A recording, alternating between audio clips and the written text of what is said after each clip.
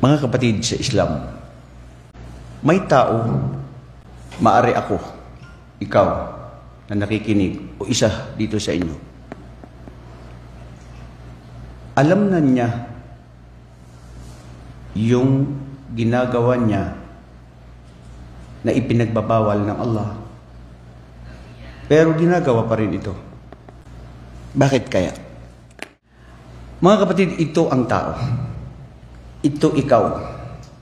Ito tayo. Ito tayong lahat. Ang tao, nilikha ng Allah dito sa tinakpan na ito para subukan. At binigyan ng kalayaan. Hindi katulad ng mga anghel na walang kalayaan. Tayo meron. Malaya ka na gagawin mo. At malaya ka na pipigilan mo. Ang sarili, kailangan niyang pigilan. Pero, bakit hindi natin minsan mapigilan ang sarili?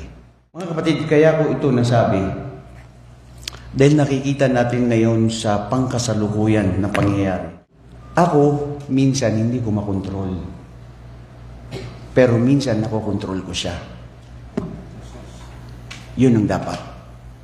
Hasibu anfusakum qabla an tuhasabu.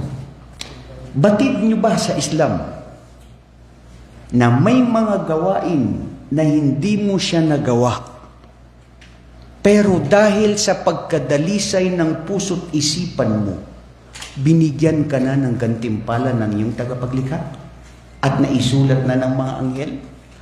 At ganun din na may mga gawain na masama na hindi mo siya nagawa, pero naisulat na nagawa mong kasalanan dahil sa pagnanais mo na gawain ng puso. Mga kapatid, this is what I am trying to say, that we need to rectify ourselves, our heart and our mind and ourselves itself. Pagiging makatotohanan ng bawat isa sa ating sarili. Sabi ng Allah subhanahu wa ta'ala sa Quran, ba'da a'udhu billahi minash shaitanir rajim fi surati Fatir.